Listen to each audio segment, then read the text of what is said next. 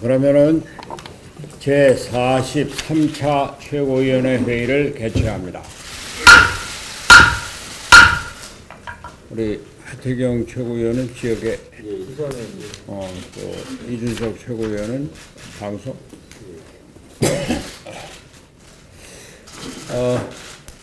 오늘 아침에 최고위원들이 보고서는 얼굴이 더 말랐다고 그랬는데 건강은 좀 좋아졌습니다. 그동안 미음만 먹다가 어제 저녁부터 죽을 먹기 시작을 해서 앞으로는 좀 나아질 겁니다.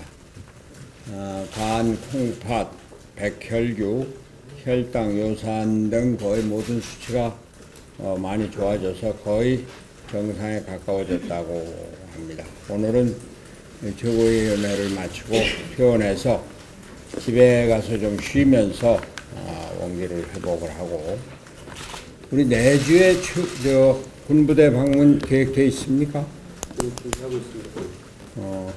27일이 국회 본회의라 26일 날로 하게 됐다고 잘 준비해 주시기 바랍니다. 군부대 의원 등 공식 행사에도 내주에는 참여할 계획입니다. 그동안 저를 돌봐주시고 염려해 주신 국민과 당원 여러분께 감사의 말씀 드립니다. 어제 강릉의 한 펜션에서 일산화탄소가 유출돼서 고등학교 3학년 학생 3명이 숨지고 7명이 중태에 빠져있는 사고가 했습니다. 사망한 학생들과 그 유가족 여러분께 깊은 애도의 말씀을 드리고 부상한 학생들의 쾌유를 기원합니다. 또한 진상규명과 사고 수습을 위해서 관련 당국이 총력을 다해 주길 바랍니다. 가장 안전해야 할 주거 숙박시설에 화재 안전사고가 잇따라 발생하고 있습니다. 지난 10월에는 김해 원룸에서 화재가 발생해서 10명이 사상했고, 11월에 발생한 종로 고시원 화재 사고는 7명의 목숨을 앗아갔습니다. 연이어 발생하고 있는 주거 숙박시설의 화재 안전사고의 공통점은 충분히 막을 수 있다는 것이었습니다. 소를 잃으면 외양간이라도 고쳐야 합니다. 하물며 우리 국민의 생명이 계속적으로 위협받고 있는 상황이라면 즉각 행동에 나서야 하는 것이 당연합니다. 바른미래당은 더 이상 안타까운 인재가 재발하지 않도록 현행 소방법을 전면 재검토하고 재개정하는 데 앞장서겠습니다. 사고로 희생된 고등학생 3명의 명복을 기원합니다. 지금 정개특위가 열리고 있는 모양인데, 정개특위에서 이상기류가 발생하는 것 같아서 단식을 중단한 제 마음이 편치가 않습니다. 과연 제가 단식을 중단한 것이 잘한 일인가 하는 회의가 들 때도 있습니다. 더불어민주당, 특히 자유한국당에서 5당 합의가 연동형 비례대표제 합의가 아니라 연동형 비례대표제를 검토하는 정도의 합의였다느니, 우리나라에서는 연동형 비례대표제가 맞지 않다느니 하는 엉뚱한 말들이 나오고 있는 것 같습니다. 이 자리에서 다시 말씀드리지만, 저는 5당 합의 그 전에 원내교섭단체 3당 합의를 위한 교섭 때 여기 계신 김관영 원내대표에게 분명히 말했습니다. 내가 단식을 중단할 수 있는 것은, 첫째, 연동형 비례대표제는 돌이킬 수 없는 확고한 원칙으로 합의가 돼야 된다. 둘째는 연동형 비례대표제를 가능하게 할 조건으로 최소한의 의원 정수 증가, 의원 정수의 탄력적인 운영이 이루어져야 하는 만큼 이 두 가지가 확실하게 보장되어야 한다. 그래야 내가 단식을 풀 수 있다. 이렇게 강조했고, 김관영 원내대표는 그의 뜻에 전적으로 동의를 하고, 홍영표 더불어민주당 원내대표와 나경원 자유한국당 원내대표에게 이를 확인하고 합의문에서 이 두 가지 조건을 명기했습니다. 원내교섭단체 3당 간의 합의에서 연동형 비례대표제 도입을 위한 구체적 방안을 적극 검토한다고 말했습니다. 연동형 비례대표제 도입을 위한, 다시 말해서 연동형 비례대표제는 상수가 돼서 그 도입을 전제로 이를 위한 구체적인 방안을 강구한다는 대전제가 깔려 있다는 말씀입니다. 의원 정수와 관련해서는 원래 의원 정수 괄호 안에 10% 이내 확대 등을 검토한다 이렇게 돼 있었는데 최종 서명 직전에 지난 15일입니다. 합의문 제2항에 대해서 김관영 원내대표가 저한테 와서 나경원 원내대표가 괄호 안에 있는 10% 이내 확대 등을 검토한다는 항목에 대해서 확대라고 확정을 지으면은 자유한국당 내 의원들 간에 문제가 많으니 확대 여부를 포함해달라. 그래서 표현을 좀 누그러뜨려야지 자유한국당 의원들을 설득할 수 있다고 말합니다. 이렇게 얘기를 해왔습니다. 그때는 이미 모든 합의사항이 확정된 것으로 알고 제가 단식을 풀 것이 사실상 예고되어 있었고 로텐더홀에는 많은 분들이 단식 중단 선언을 기다리고 있었을 때였습니다. 저는 잠깐 생각하다가 막판에 그것 때문에 판을 깨는 것이 좀 못해서 그래서 그렇게 하자고 양보를 했습니다. 그러나 10% 이내 확대는 사실상 고정적인 이야기였고 그것을 표현을 좀 누그러뜨리자고 하는 것에 지나지 않았습니다. 자유한국당에게 말씀드립니다. 자유한국당은 시대의 흐름에 제 자신을 좀 맞출 필요가 있습니다. 촛불혁명으로 망한 자유한국당. 촛불혁명의 다음 단계인 이번 선거제도 개혁을 통해서 민주주의를 한 단계 발전시키고자 하는 국민의 여망이 있습니다. 그 여망에 자유한국당은 따라주어야 합니다. 자유한국당이 지금 보수 대통합을 얘기하고 있습니다만 보수 대통합을 말하기 전에 축으로 돌아가지 말고 과거의 잘못을 반성하고 새로운 보수의 길을 찾아야 할 것입니다. 민주주의를 위해서 일생을 살아왔다고 자부하는 저로서는 연동형 비례대표제로 선거제도를 개혁하는 것이 저의 마지막 헌신이라고 다짐을 하고 있습니다. 지금 벌어지고 있는 이와 같은 사태에 대해서 심각하게 저 자신의 거취를 생각하고 있다는 말씀을 드립니다. 이상입니다.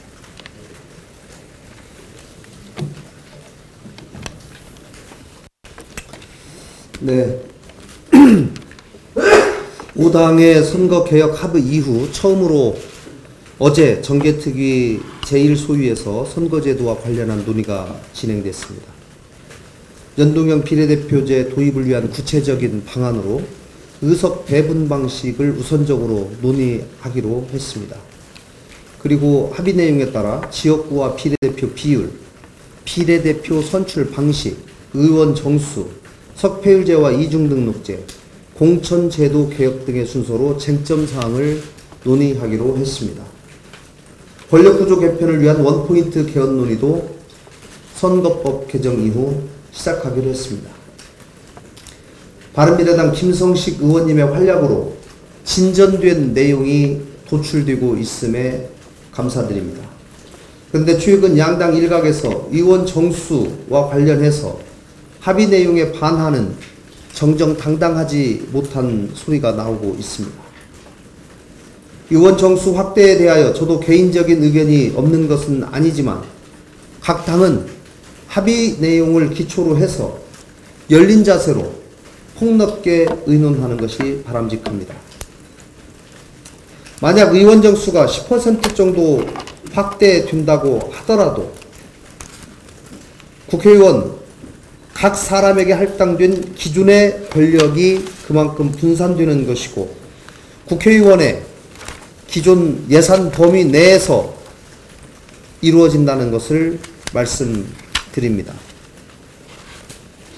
국민의 다양한 목소리를 대변할 창구가 확대되는 것을 막지 말고 대의 민주주의를 활성화하는 방법이다라고 하는 적극적인 논의를 해주기를 다시 한번 부탁합니다. 바른미래당은 특활비 폐지와 선거개혁의 과정에서 보여주었듯이 정치개혁과 국회의 특권 내려놓기에 앞장서 왔습니다. 이번에도 선거제도 개혁과 동시에 의원세비 동결이나 삭감, 국회의원 불체포 특권, 면책 특권 폐지, 선거연령 하향, 피선거권 연령 하향 등 국회의원의 특권을 과감하게 내려놓고 일하는 국회를 만들기 위한 추가적인 개혁 작업도 적극적으로 논의해 나가겠습니다. 최근 청와대 특감반 출신의 김태우 수사관의 폭로 내용과 청와대의 갈짓자 행보의 해명 등을 지켜보면서 점립가경이다 아니할 수 없습니다. 특히 김태우 수사관이 청와대에 어떤 내용을 보고했고 어떤 내용을 청와대에서 묵살했는지 이 부분에 관한 진상규명이 반드시 필요합니다. 검찰이 수사로 전환했다고 하니 지켜보겠습니다. 검찰 수사가 부진할 경우 이 부분은 특검 도입이 불가피할 수도 있다는 점을 밝혀둡니다. 다시 한번 청와대 특별감찰관 임명에 대해서 말씀드리겠습니다. 청와대 내부에 대한 견제장치가 현재 전무합니다. 문 대통령은 다시 한번 국회에 특별감찰관 후보 추천 절차를 진행해 줄 것을 정식으로 요청해서 법치주의에 대한 수호 의지를 밝혀주십시오. 국회도 서둘러서 법에 따른 후보를 추천해서 위법 상태를 해소해야 합니다. 해야 할 일을 하지 않는 국회, 이러기 때문에 정치 불신이 생기는 겁니다. 국회가 앞장서서 위법 상태를 해소하는 노력을 할 것을 다시 한번 촉구합니다. 어제 이학재 의원의 탈당이 있었습니다. 정보위원장 자리가 큰 논란이 되고 있습니다. 이학재 위원장께서 어제 이런 말씀을 하셨습니다. 그동안 단 한 차례도 당적 변경과 관련한 상임위원장을 내려놓으라는 당의 요구가 없었고 전례도 없다. 이렇게 얘기했습니다. 그러나 이건 사실과 다릅니다. 우선 2015년 진영 의원은 당시 안행위원장 자리를 내놨습니다. 당적 변경을 하면서. 또 1998년 당시 김종호 정보위원장도 새누리당에서 자민련으로 옮기면서 정보위원장을 내놓은 바가 있습니다.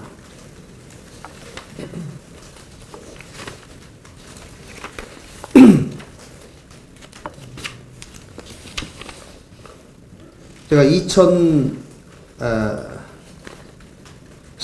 7월 10일에 이 3당 교섭단체 합의문을 오늘 좀 가지고 왔습니다. 당시 원구성 협상에 관한 합의문인데요.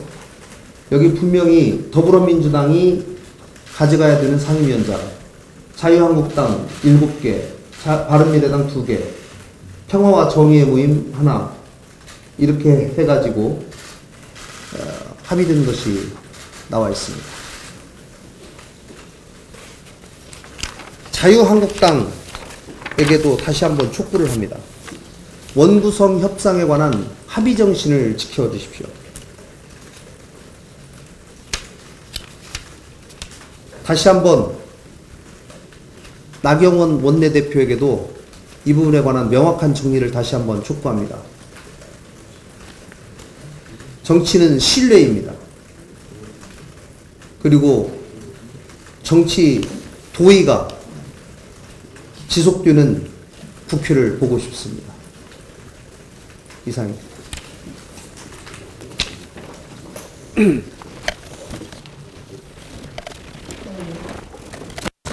다윗과 골리앗의 싸움입니다.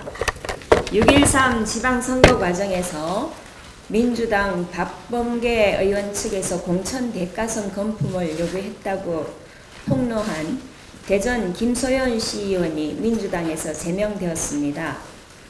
제명 처부 사유 중 하나는 특별당비권입니다. 김소연 의원은 박범계 의원이 보여준 휴대폰 문자에 서울시 비례 7,500, 광역 비례 3,500을 똑똑히 봤다고 했습니다. 그런데 제명 사유가 금액을 틀리게 언급했고 특별당비라는 비밀을 누설했기 때문이랍니다. 이런 억지 사유를 갖다 붙여 제명시킨 민주당 사람들이 제명 대상이어야 합니다. 김소연 대전시의원의 폭로로 세상에 공개된 민주당의 비례대표용 특별당비는 분명 불법입니다. 김 의원이 이 문자를 본 것은 5월 22일 6.13 선거 이전입니다.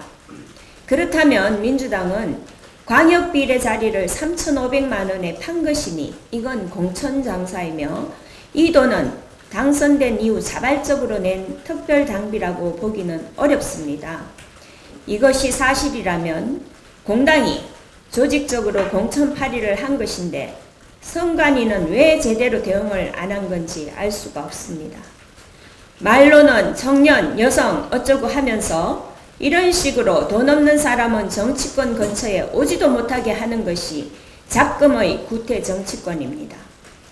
검찰은 박범계 의원의 불법 선거 자금 요구 사건 관련성에 대해 공직선거법 위반 공소시효 하루 전날 무혐의 처분을 내려줬습니다.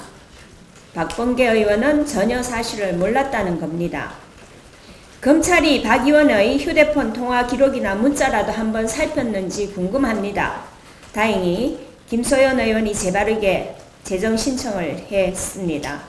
법원에서 제대로 판단해 주길 바랍니다. 어제 후보들에게 검품을 요구했던 박범계 의원 전 비서관의 첫 공판이 있었습니다. 지난 4월 두 예비 후보에게 각각 1억 원과 5천만 원을 요구한 혐의가 적용되었는데요. 공소 사실에 대해서 대부분 인정을 했습니다. 근데 이걸 비서관이 단독으로 했고 의원은 몰랐다? 속아 웃을 일입니다. 민주당이 제명시킨 김소연 의원은 대전시 공무원들이 뽑은 참 좋은 시의원으로 선정되었습니다. 이 말은 제대로 의정활동을 잘 하고 있다는 얘기입니다. 그런데 대전시 의회에서도 김 의원을 제명시키려고 한다는 말이 돌고 있습니다. 참고로 대전시 의회의 의원은 22명 중 21명이 더불어민주당입니다. 김소연 시의원에게 힘내라고 말하고 싶습니다. 당신이 옳습니다. 관행이라는 이름으로 골마터진 기성정치를 바꿀 수 있는 사람은 바로 김소연 의원 같은 사람입니다. 다윗과 골리앗의 싸움은 다윗이 이겨야 끝납니다. 민주당에 경고합니다. 오만이 지나치면 폭망뿐입니다. 대전시의회는 민주당 것도 박범계 의원 것도 아닌 대전 시민의 것입니다. 국민들이 지켜보고 있다는 것을 명심하기 바랍니다. 이상입니다. 네, 21세에서 한로 이외 선정된 명의 외주화를 금지하는 내용의 산업안전보건법이 관심을 받고 있습니다. 이 산업안전보건법은 16년 구의역 사고 이후 위험의 외주와 근절을 위한 국민적 공감대가 형성이 돼서 관련 법안이 다수 발의되었습니다. 또한 16년 7월에는 유해 위험 업무 제 하도급을 제한하는 입법을 3당 공동으로 추진하기로 합의하기도 하였습니다. 그런데 16년 6월부터 18년 5월까지 더불어민주당 홍영표 원내대표의 국회 환경노동위원회 위원장 임기 내에 발의된 산업안전보건법 개정안 56건 중 통과된 것은 불과 2건에 불과했고, 특히 위험의 외주와 근절의 핵심인 유해 위험 업무의 도급 금지는 제대로 논의가 되지 못했습니다.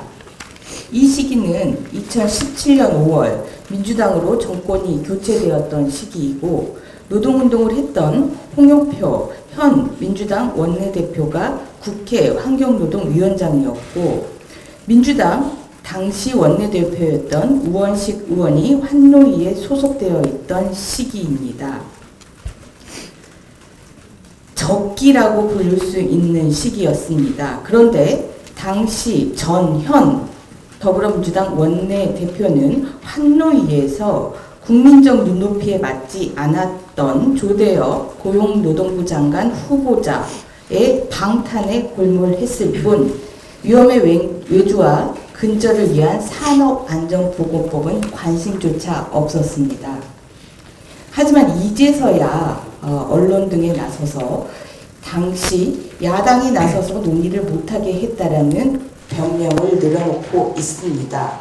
이렇게 변명을 늘어놓는 현 더불어민주당 원내대표의 태도를 보니 아직 이 법안을 진지하게 논의해서 처리할 준비가 안 되어 있는 모양입니다.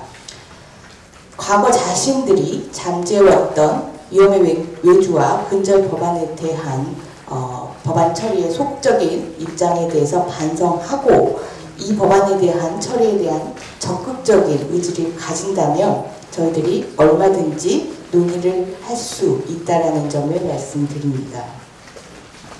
청와대가 홍길동 아버지 청와대인 것 같습니다. 홍길동이 아버지를 아버지라 부르지 못한 것처럼 청와대는 국민과 언론에게 민간인 사찰을 민간인 사찰로 부르지 못하게 하고 있습니다. 그 이유에 대해서는 첫 번째로 문재인 정부의 유전자에는 애초에 민간인 사찰이 존재하지 않기 때문이라고 합니다.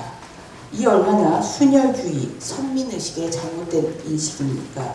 순혈주의와 선민의식의 역사적, 세계사적 부작용을 살펴보자면 전제왕정주의와 세계대전을 살펴보시면 됩니다. 그리고 두 번째 이유로 민간인 사찰이라고 하면 과거 정부 사례에서 알 수 있듯이 청와대 등 권력기관의 지시에 따라 정치적 의도를 갖고 정치적으로 이용하기 위해서 특정 민간인을 목표로 이루어지는 것인데, 지시와 민간인에 대해서는 인정하지만 정치적인 의도나 이용이 없었다라고 주장을 합니다. 그러나 청와대에서 이 활동을 했다는 것 자체가 정치적인 의도와 목적과 동일시되는 것입니다. 청와대는 가장 정치적인 곳이기 때문입니다. 그래서 바른미래당은 줄곧 청와대에 특별감찰관을 임명해서 자정작용을 하도록 하고, 청와대 정부로 국정을 운영하지 말고 내각 중심의 국정을 운영하라고 요구해 왔습니다. 이 요구를 묵살한 것에 대해서 그저 변명으로 넘어갈 수는 없는 상황입니다. 진상조사를 위한 국회 논의를 시작하도록 하겠습니다. 네, 저도 한 말씀 드리겠습니다. 당대표께서 어제 있었던 강릉 펜션에 안타까운 우리 아이들의 참사에 대해서 말씀하셨습니다. 저도 고등학생 아이를 둔 아버지로서 가슴이 너무 아픕니다. 언제까지 우리 아이들의 죽음으로, 인재로 인한 이런 사고로 인해서 죽음으로 내몰려야 하는지 정말 안타깝습니다. 문재인 대통령께서는 안전 때문에 눈물 짓는 국민이 단 한 명도 없게 만들겠다고 했습니다. 그 시간에 어디 있었습니까? 세종시에 환경부를 비롯한 정부 부처의 경무부서를 격려하는 일도 물론 중요하지만 농담 반 직원들과 함께 환하게 웃으며 발표됐던 그 사진을 보면서 아쉬움이 컸습니다. 그 시간 우리 아이들의 생명을 지키지 못한 그 현장으로 달려갔으면 어땠을까 하는 생각을 합니다. 한 번도 경험해보지 못한 나라가 지금의 우리의 대한민국인지 다시 한번 생각하게 합니다. 통신망, 철도, 저유소, 그리고 병원, 고시원, 스포츠센터 이런 잇단 대형 사고야말로 대한민국을 사고 공화국으로 내몰고 있습니다. 임기 초에는 지방에 내려가서 재난 현장을 챙기더니 지난 고시원 화재에 있어서는 청와대 지척에 있는 그 화재 속에서 얼굴도 비치지 않았습니다. 지난 11일에 있었던 고 김용균 씨의 사망 사고도 마찬가지입니다. 안전을 책임져야 되는 우리 정부 그리고 대통령은 그 무엇보다도 국민의 생명과 안전이 가장 중요하다는 것을 잊지 말아야 할 겁니다. 정부는 도대체 어디 있습니까? 대통령께서는 눈이 있다면 외면하지 마시고 현장으로 달려가 직접 보시기 바랍니다. 또 귀가 있다면 울부짖는 국민의 목소리를 귀 기울여 들어주시기 바랍니다. 고 김용균 씨의 어머니가 대한민국을 저주한다는 그 절규의 목소리를 들으셨는지 모르겠습니다. 입이 있다면 뭐라 한마디 하시기 바랍니다. 지난 정권 초기에 청와대 비서들과 커피를 들고 산책하시던 그 사진이 오보랩되는 것은 왜인지 모르겠습니다. 다시 한번 말씀드리지만 국민의 생명과 안전을 가장 중요시하는 건 정부와 대통령의 가장 큰 책임이라는 점을 다시 한번 말씀드립니다. 이상입니다.